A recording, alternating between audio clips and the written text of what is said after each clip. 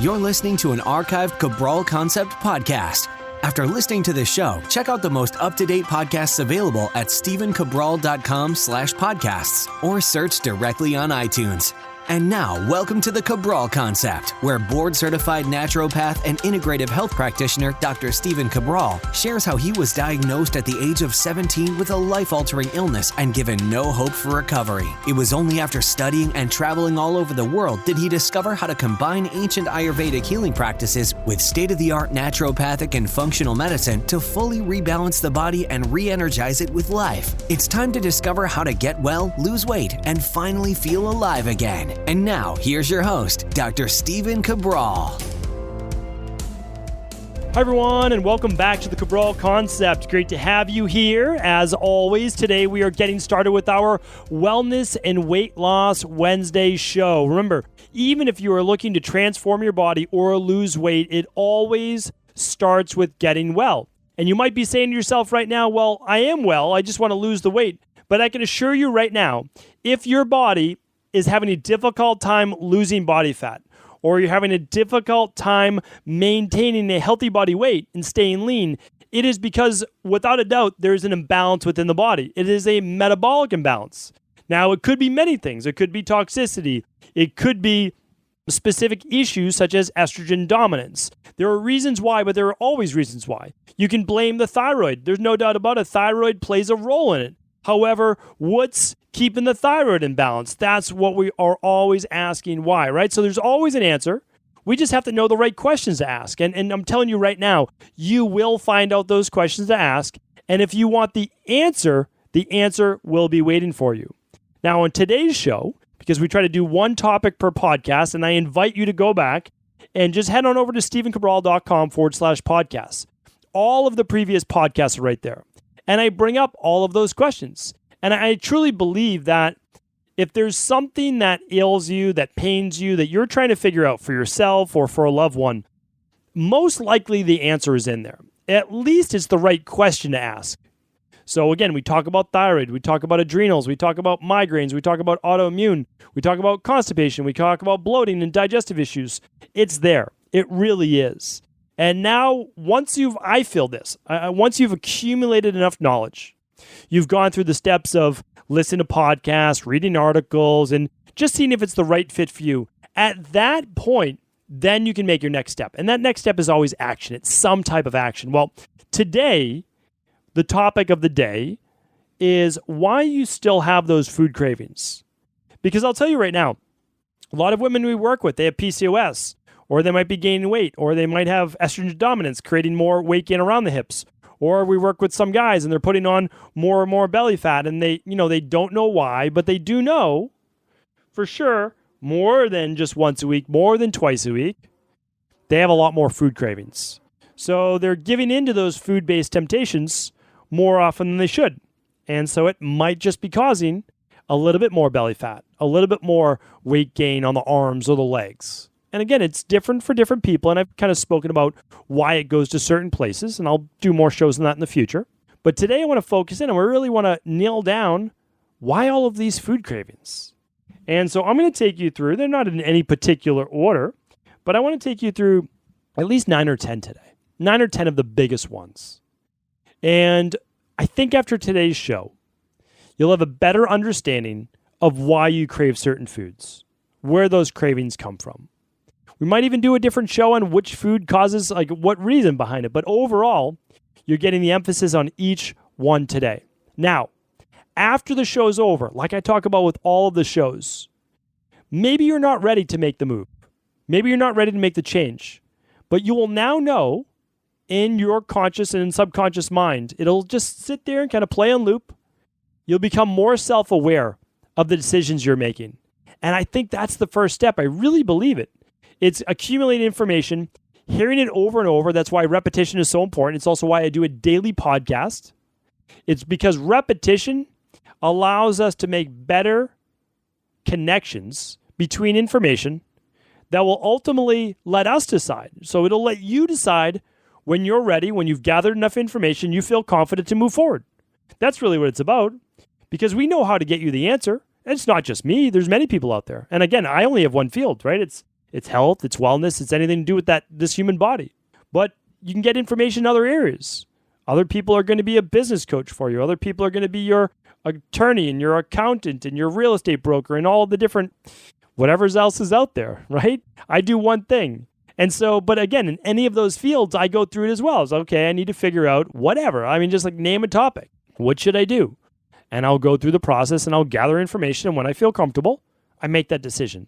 So that's what we're really looking to do today. And part of the weight loss and body transformation process is not eating the wrong foods. But what if we have cravings for them? So let's go through that right now. The first one is this. And I believe, there's two on the microbiome today. The first one, though, is an overgrowth. So I've talked about this often, but really the only one that's going to cause those food cravings would be candida overgrowth. Parasites aren't going to cause too much of a craving. Same with H. pylori, or same really even with SIBO. Now, they'll give you a lot of issues. They'll give you bloating, heartburn, acid reflux, indigestion, constipation, or loose stool. No doubt about that. But candida overgrowth, yeast overgrowth, will actually cause you to crave more sweets, carbohydrates, and sugars. Anything in the processed form. And the reason is, those are the exact foods that yeast, fungus, candida use to feed. They ferment them. So those fructo, oligo, di, mono, and polysaccharides, as they're called, just certain types of sugar, that's all, get fermented by candida in your gut, as well as the other bacteria. I'll talk about those in a second. And we need them. There's no doubt about that, because our gut needs carbohydrates. There are now detailed studies on what happens when you don't have enough carbs for too long. And we're beginning to see more and more of that as people start to just completely cut carbs out of their diet, right? Not a good idea, but that's not today's show. So if you have a yeast overgrowth, if you have a candida overgrowth, it's a living thing. This is literally a fungi, a living thing overgrown in our intestines. We naturally have it, but it's not meant to overgrow. It's meant to live in balance with the other bacteria in the gut. So when there's an overgrowth, that means there are unnatural cravings for carbohydrates to feed it, to keep it going, which is why it can be a challenge when people first start to try to get rid of, the yeast. Well, there'll be maybe a little bit of die-off, and I think we do a really good job at lessening that effect. We're easing people into it. We have a month 1, a month 2, and a month 3. By month 3, it's gone. We're just finishing it out. Month 1, we don't get as intense, right? We're not using the strongest products in the world. We're easing it out of the body. Gentler. It's a much gentler approach that I like to use than just forcing someone to go through a lot of die-off-based reactions. And that's just part of a candida and bacterial overgrowth protocol. Of course, you can always prove these things for yourself. I mean, you can run, and I'll talk about the food sensitivity test, but you can run an organic acids test. And that's very easy to do. It's a urine-based test. You can do it right at home. But that's how to tell if you have candida overgrowth. All right, the second one is this. Food cravings related to this is a big one.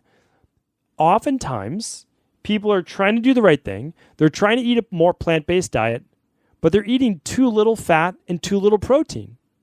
So you might say, well, you don't recommend a high-fat diet. You don't recommend a high-protein diet. And you're right. I don't. But I also don't recommend a low-protein diet or a low-fat diet. Whenever you go too low or too high, you're going to be wrong, at least for a percentage of the population. And it's not a small percentage. It's at least 25%, 26%, just based on genetics and DNA. So we know that. So what I'm saying is this. In terms of food cravings, which is what we're talking about today, if you are hungry within 60 to 90 minutes of eating, you just finished lunch and you're hungry again, I'm telling you right now, 8 times out of 10, maybe 9 times out of 10, but 8 times out of 10 for sure, there was not enough protein at that previous meal. And that's because it's easy to get fat. It really is. People are adding avocado, they're adding olive oil, nuts, and seeds, and they're having beans, and all of those things contain plenty of fat. They're all good. But what people are missing is the protein. And protein is a thermogenic food. It takes a little longer to break down, consumes a little bit more of energy, which is good for burning body fat anyways, or at least calories, and it stays in the stomach and takes a longer time to break down. It will keep you more satiated. So if you're not eating 15 grams to 20 grams of protein at each of your 3 meals, you're under eating protein. You really are. It makes such a bigger difference when you get older, 40s, 50s, 60s, as you're becoming more catabolic. People are like, no, all I do is, literally juice every day and have one meal, but they're 25 years old. I was 25 as a nutritionist, as a personal trainer, getting ready to start into my field of naturopathy, right? Into like that next evolution, which is basically for me becoming personal trainer, nutritionist, to saying there feels like there's just one more level that I want to go to. That's what I decided. And I wasn't there yet though. I was feeling it out, right? I was feeling that out and I wasn't ready, which is fine. But again, even in terms of exercise, at 25 years old, I at least had a background because I had Addison's disease. And so I knew that not everybody could be pushed to the same level. And that's why it's just the experience. But you have to understand is that these things become even more crucial when our body doesn't have as many reserves as people get to their 40s, 50s, 60s, and beyond. All right? Really important. Increase your protein if you're not getting about 15 to 20 grams per meal. Very, very important. And again, I did a podcast. Let me just give you this podcast link because this will literally tell you what to eat during the day. Just again, for a foundation. You don't have to copy it, but as a foundation. And it was called The 8 High Antioxidant Foods I Keep in My Kitchen, episode 1209. So you can just head on over to stephencabral.com/1209. All right. Number 3, the next one is this. Not enough fiber. So you know how I said 8 out of 10 times it's usually protein? Well, at least one of those times, people aren't getting enough fiber. They really are not. So they're eating their protein, they're eating their fat, but they're not getting enough fiber. And fiber is going to help create actually more bulk in both the stomach and intestines. And you might say, well, it doesn't really matter. It's all about the stomach. It's not. Because when the intestines have enough bulk, they too send signals from the gut to the brain that everything is working well, that there's enough in the intestines to create peristaltic movement, which can start the movement, intersecession through the intestines like an accordion, a wave pushing the food down because there's now enough bulk, and it can bring a little bit more water to the intestines if needed, or if there's too much, remove some of that. And the whole process works better. The nerves are innervated, and your body knows that there was enough food. Really important. And fiber is even more important for people that are doing a higher protein diet. Fiber acts like the chimney sweep, all right? Really important to clean in there. Meat does not. So it's something to think about. If you are someone that's doing keto or even carnivore, and I know that you're not eating a lot of veggies with that carnivore-based diet, but I'll tell you this, get some in. I mean, really, fibrous-based veggies to move all of that, the meat byproducts along. Real important. All right. So fiber will also keep you satiated, and that will help with those food cravings. Number 5 is this.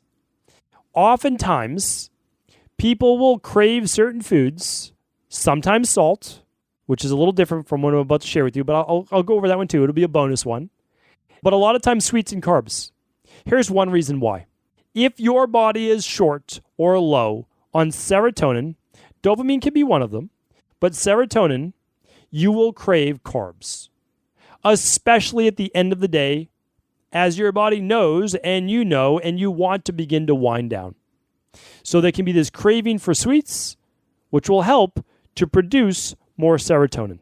So it's an easy one to look at. I mentioned the salt. Okay, let's say you crave a salty pretzel or pretzels or something like that, chips. A lot of times you're craving the salt and sometimes the fat as well. Well, what that does is it actually helps with adrenal-based function, with what are called mineral corticoids. And that helps with the production of stress hormones or stress-related hormones as well. Important to look at that. So one is for energy and the other, sweets, to relax and calm the body. I'll talk about that. I'm going to save that for a little bit later. So another one is this. Oftentimes you might crave certain foods. Chocolate being one of them. People love chocolate, right? So those who crave chocolate, oftentimes you're craving it for two things. One, the little boost of caffeine along with sugar goes a long way in terms of energy. But also at night, a lot of people crave that chocolate Yes, it satisfies a sweet tooth, but always ask why. Why do I have the sweet tooth in the first place? You're like, oh, well, my dad had the sweet tooth, my grandmother. Sure, you could say that, okay? That's fine. But it could also be maybe you're all deficient in magnesium. It's one possibility because chocolate contains quite a bit of magnesium, and it will help relax the central nervous system. It's an important one to look at. Are the foods you crave, and I'll do a whole show on this as well, like pretzels for the adrenals and energy, chocolate for energy, but also relaxing the central nervous system, calming the mind and body. It could be a mineral deficiency such as magnesium. It could be a big one.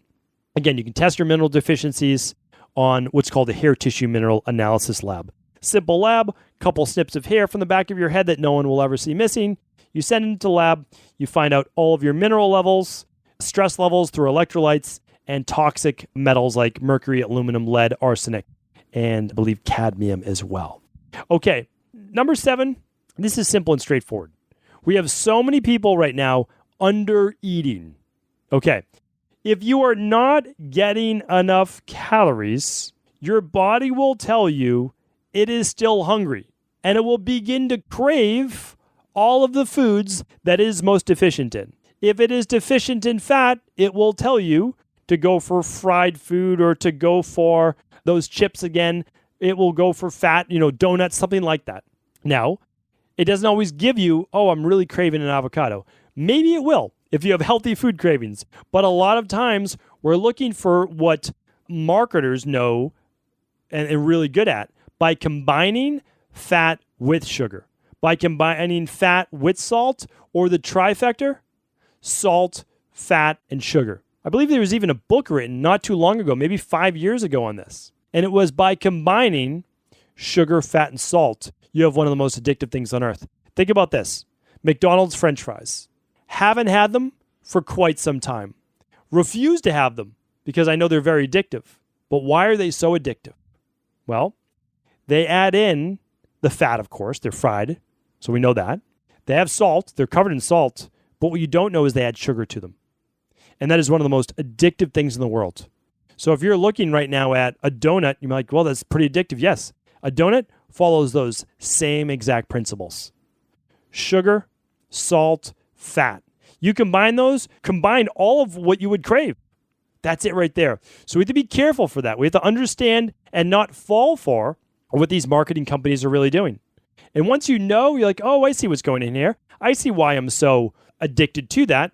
It contains the sugar and the salt, or the sugar and the fat, or all three. Important to look at that. But here's the thing. You can't fool your body. A lot of people undereat, and then all of a sudden, once or twice a week, they just eat 5,000 calories. Okay, so you underate for 5 days, and then you overate for 2. I mean, I don't believe that that's the healthiest thing to do for your body, because oftentimes we're really binging on the foods that we shouldn't be eating, and we bring back up our calories that way. We go from our deficit to a surplus, or at least a break even, when there are better and cleaner ways to do that. Now, I have no problem with someone doing a flex meal once a week. And I talk about this in the Integrative Health Practitioner program, which, by the way, is for everyone. It's not for, a lot of people think it's just for doctors or nurses. It's not. It's for your everyday person. And then half of those people, some decide that they want to become a health coach, right? And so this gives you a coaching, this gives you a path. But again, that's not what I'm talking about today. But I talk about this in depth, and I let people know that, what you're looking for in your nutrition and your diet has to match up with lifestyle. It has to match up with what you need and nutritional deficiencies, etc. But the bottom line is this. You simply can't fool your body. You don't even trick it. All you're doing is imbalancing it for a certain period of time before it pushes back. We know that with disease, right? I mean, disease is a pushback of the body. A lot of people say, oh, no, I mean, it's, I just inherited it, whatever it might be. No, a disease are literally the symptoms, for many of them, of your body trying to heal. I mean, when people say all these autoimmune-based issues, it's an autoimmune issue because why? Because you have an overgrowth of bacteria? Because you have heavy metals? Because you have an imbalanced immune system? Well, why is that? And that's a pushback from the body. Your body has created an operation inside of itself. We know this through bioregulatory medicine. It's called homotoxicology. I've done a few podcasts on this as well. You can just go to stephencabral.com/podcasts. and type in homotoxicology. But this is a disease process. And in Ayurveda, they knew it as well, just like homotoxicology. You go through these 6 phases. And the last 2 phases are the disease process. And that's what we know about in conventional medicine. But in every other form of Eastern-based medicine, we can look for the signs and symptoms.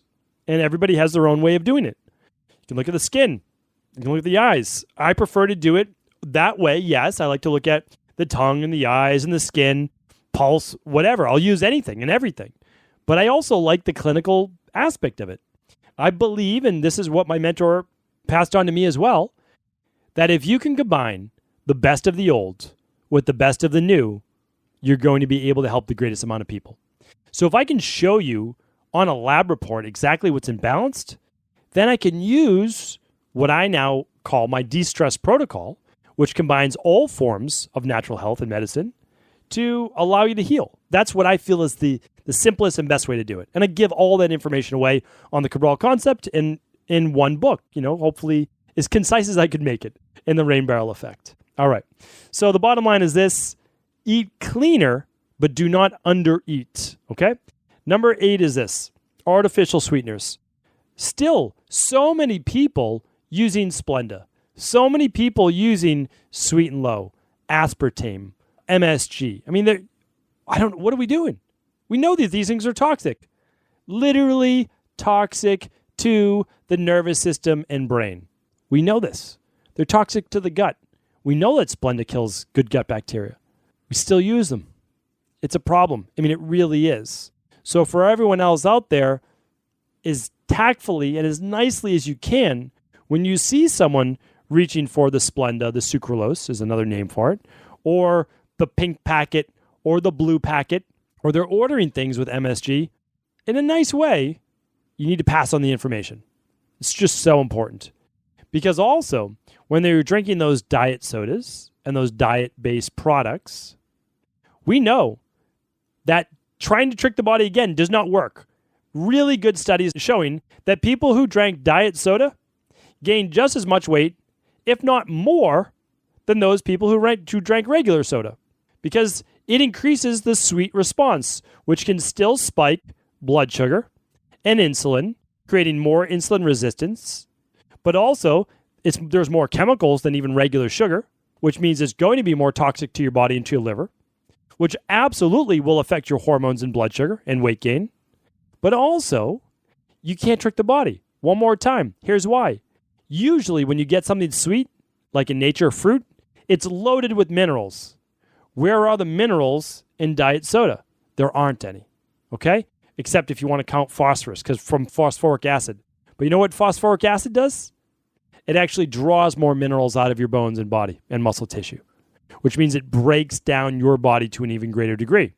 And it does that because that's also one of the ways that we normalize pH in the body.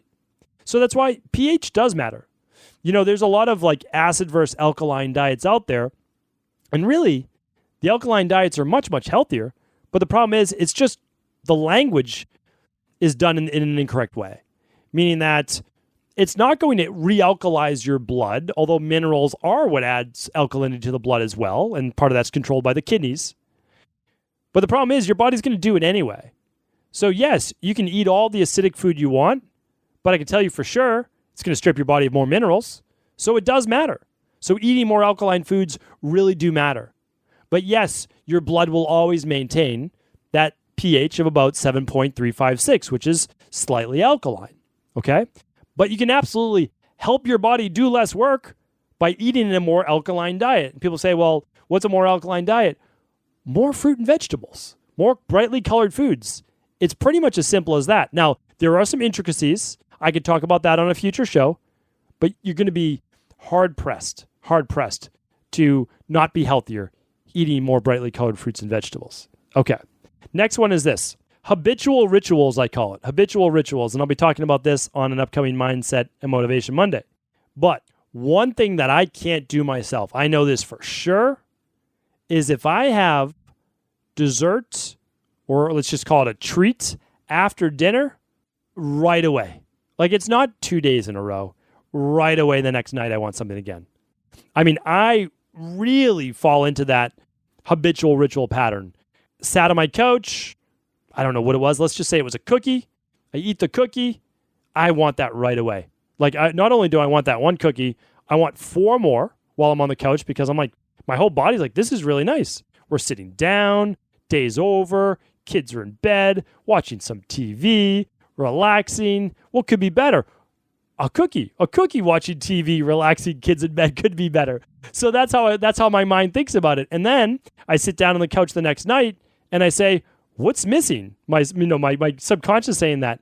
And I'm like, oh, the cookie's missing. And so you can see how quickly some people fall into patterns, and I definitely do, which is why I make sure that I try to keep that to 1 night, maybe 2 nights a week of a cheat meal or flex meal only. And I try not to do too many desserts unless I'm out. If I'm out, then I have the dessert because I associate the dessert with being out and not in my home on my couch. So that's how I do it. And it's better for my mind as well, because maybe I could crave it, but I'm not out at dinner right now. Just having dinner, clean dinner with my family, relaxing, and then sit on the couch. Maybe I have a cup of some type of herbal tea, or maybe I'm doing some sparkling water like San Pellegrino or Mountain Valley with some lime, and just having that. And that's it. Just sipping on that. So just make sure that your cravings are not just part of your rituals. And what is the best way you just have to break them. Literally, I have all sorts of different ways. Brush your teeth immediately after dinner. That works. Substitute it just like I do with like some sparkling water, or just give yourself just veggies to eat. You can have as many veggies if you need to after dinner if you have to break that habit, or better yet, just don't keep it in the house. That's a big one as well. All right. The last one is this: stress. Ask yourself if the reason you crave these certain foods is because you're stressed. And if you're stressed, are you using this as some type of a reward? If I get this done, I get to have this. Or since it was such a hard day, I get to reward myself with this. Very dangerous. Very dangerous for our children. Very dangerous for ourselves. We never want to use food as a reward. And the problem is, it's been ingrained before the age of 8 when we were children. If you eat all your dinner, you can have dessert. If you're good today when we're out, you get dessert. If you can see how this is a very dangerous pattern. Well, we don't just forget that when we become an adult, but we're in control now. So we had a hard day. We reward ourselves with what used to be a reward as a child. And it was dessert or some type of sweet, right? It's special. So we have to be careful. And I've gone into the psychology in this before. But again, just become more self-aware. Why am I craving this? Which one of these 10 things that I just went over? And I find that keeping a food journal for 21 days is remarkable. I mean, it really is. It will give you insight into when you crave the food, what the food is. Did you have enough protein at the meal before? And you don't try to figure it out all at once. Just keep the food journal and write in during the day, because you're becoming more self-aware now, when you had the craving. And whether you give in or not does not matter at this point. You're just trying to figure out why and when and what you're craving.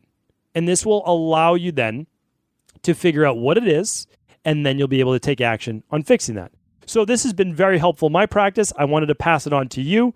And just one more thing, I'd be remiss without saying this as well.